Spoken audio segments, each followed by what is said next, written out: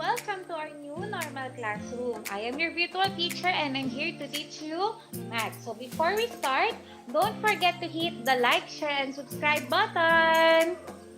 So for our lesson for today, we're going to discuss about the common factors, GCF, common multiples, and LCM of 2 to 4 numbers using continuous division. So this is for the grade 5 pupils.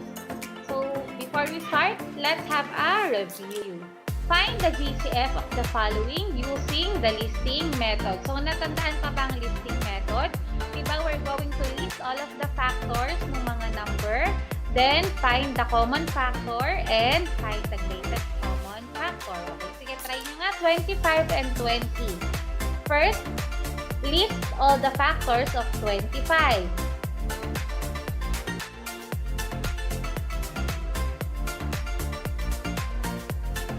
Okay, the factors of 25 are 1 times 25 and 5 times 5. So, pag nilista natin siya, the factors of 25 are 1, 5, and 25. Next number is 20. List all the factors of 20.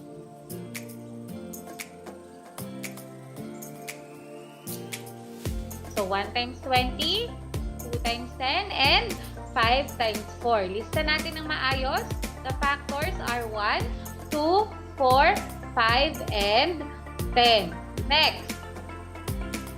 Lista ulit natin ng maayos. 25, the factors are 1, 5, and 25. 20, 1, 2, 4, 5, and 10. Next, common factors. Pag sinabing common factor, kung ano yung parehas dun sa dalawang number. Parehas na factor dun sa dalawang number. So, the common factors are 1 and 5. So, greatest common factor, yung pinakamalaki sa common factor is 5. So, therefore, the GCF of 25 and 20 is 5. Okay, another example. Find the GCF of the following using the listing method.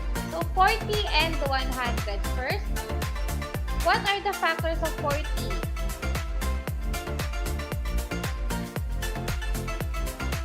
Okay, the factors of 40 are 1 times 40, 2 times 20, 4 times 10, 8 times 5. So, pag nilista natin siya, from the least to the greatest, 1, 2, 4, 5, 8, 10, 20, and 40. How about 100?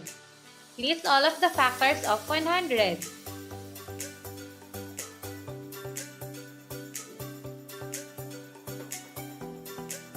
The factors are 1 times 100, 2 times 50, 4 times 25, 5 times 20, 10 times 10. So, kapag nilista natin siya from least to greatest, magiging 1, 2, 4, 5, 10, 20, 25, 50, and 100. Okay, next step, ililista natin silang lahat. 40 is 1, 2, 4, 5, 8, 10, 20, and 40, 100. 1, 2, 4, 5, 10, 20, 25, 50, and 100. Okay, now we're going to list the common factors. So, what are the common factors? They are 1, 2, 4, 5, 10, and 20. Now, let us find the GCF. Yung pinakamalaki sa mga common factor is 20. So, therefore, the GCF of 40 and 100 is 20. Okay, next example. Find the LCM of the following using the listing method. So, pag sinabi nating LCM, we will get the multiples of the given number. So, our given is 3 and 8. 3, 6, 9, 12, 15, 18, 21, 24, 27, and so on. Next is 8. 8, 16, 24, 32, 40, and so on. So now, let us find the common multiple. The common multiple is 24. So our LCM is also 24. Next example. Find the LCM of the following using the listing method. So our given is 5 and 10. 5, 10, 15, 20, 25, and so on. 10, 10, 20, 30, 40, and so on. So, the common multiples of 5 and 10 are 10, 20, and marami pang iba kapag tinuloy-tuloy natin yung mga multiples nila. So, our LCM is 10. Now, remember the following terms.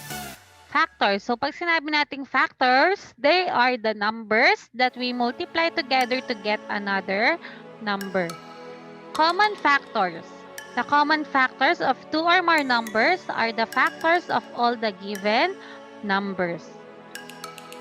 The list of multiples of a set of numbers are called common multiples.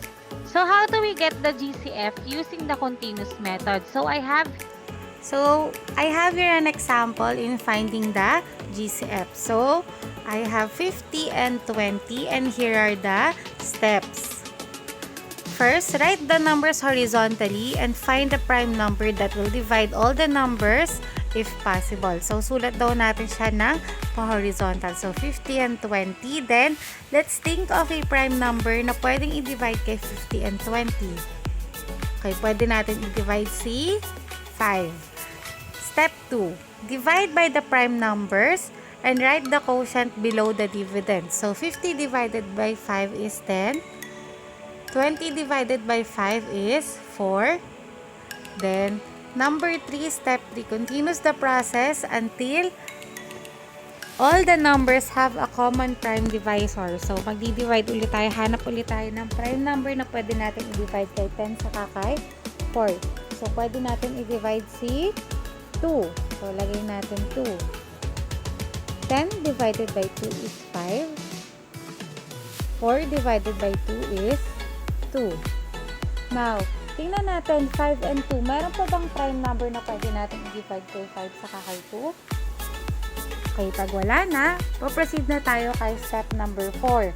The product in all of the divisor is the GCF. So, i-multiply natin si 5 and 2. So, 5 times 2 is equal to 10.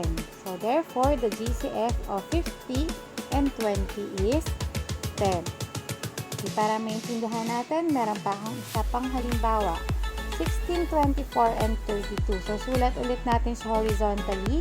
So, 16, 24, and 32.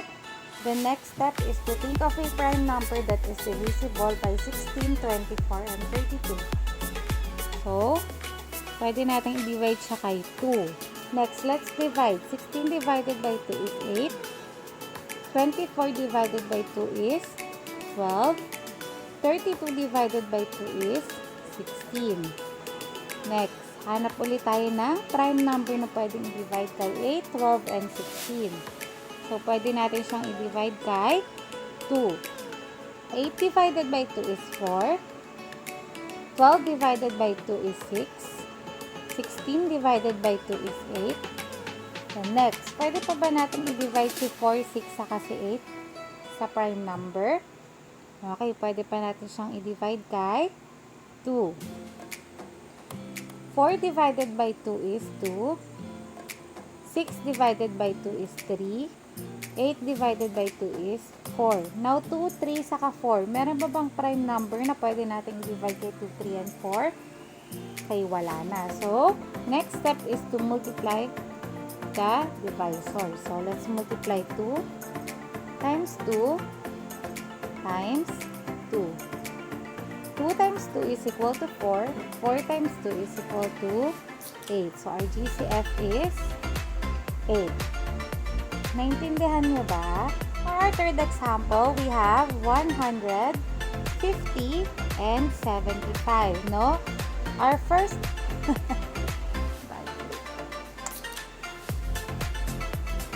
So, for our third example, we have 150 and 75. So, in our first step, we're going to write them horizontally, just like this. Then, we will look for a prime number that is divisible by 150 and 75. Now, think of that number. Okay, so pwede natin siyang i-divide kay 5. Now, let's divide. 100 divided by 5 is 20. 50 divided by 5 is 10. 75 divided by 5 is 15. Now, let's continue the process. Pwede pa ba natin i-divide si 20, si 10, saka si 15? Okay, pwede pa natin siyang i-divide kay 5. Let's divide.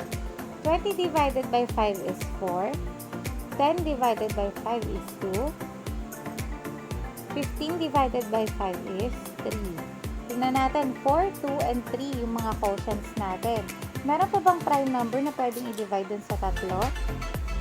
Okay, wala na. So, pag wala na, we will just multiply the divisor. So, 5 times 5 is equal to 25. So, therefore, the GCF of 150 and 75 is 25. How do we get the LCM using the continuous method? So, I have here an example and the steps. The first step, write the numbers in a horizontal line and then divide them by a prime number. So, yung halimbawa ko dito is 10 and 30. So, lagay daw natin siya. Then, we will look for a prime number that is divisible by 10 and 30. So, pwede natin siyang i-divide kay 2. 10 divided by 2 is equal to 5.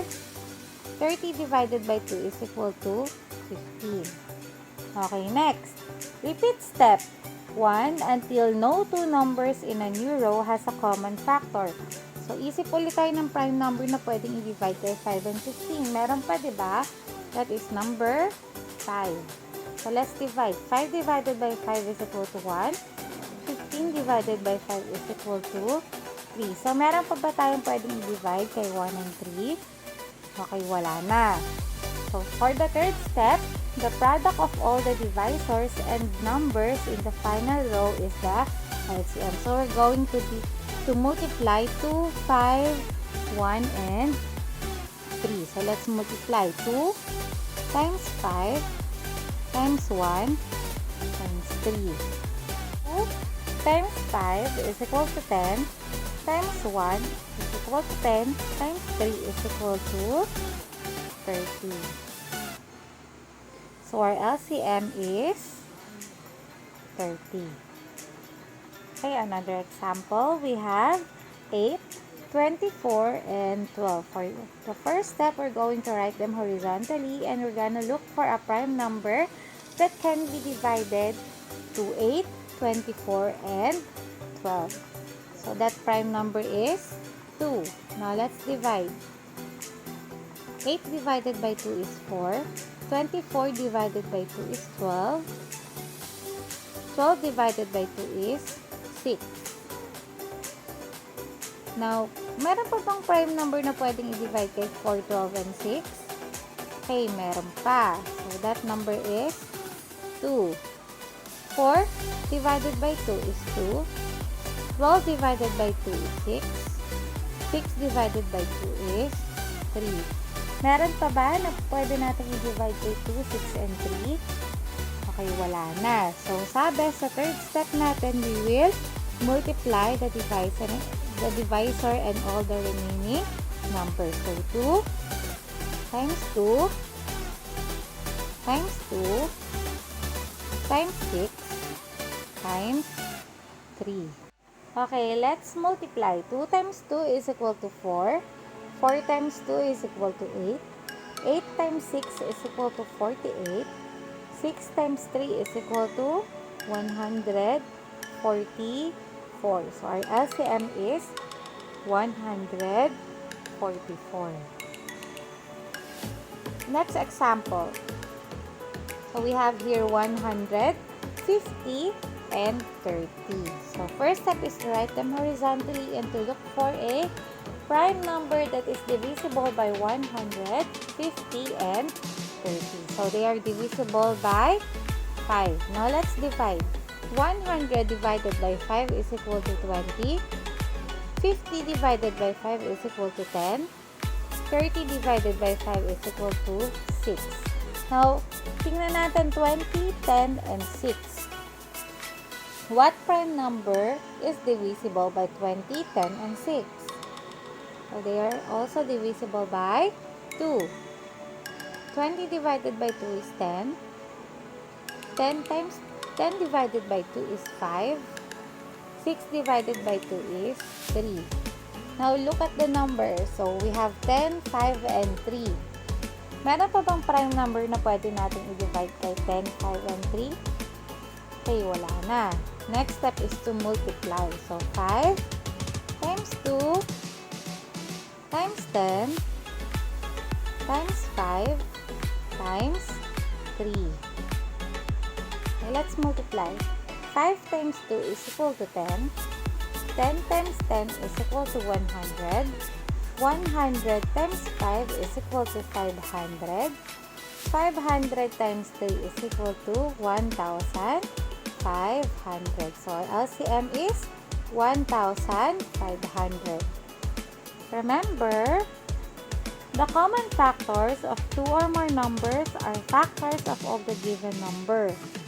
The greatest common factor, or the GCF, of two or more numbers is the largest number that is a factor or divisor of each number. The least common multiple, or the LCM, of two or more numbers is the smallest number that is divisible by each of the given number or set of numbers. So, thank you! Diyan nagtatapos yung lesson natin ngayon. Don't forget to like, share, and subscribe. I am your virtual teacher. Goodbye!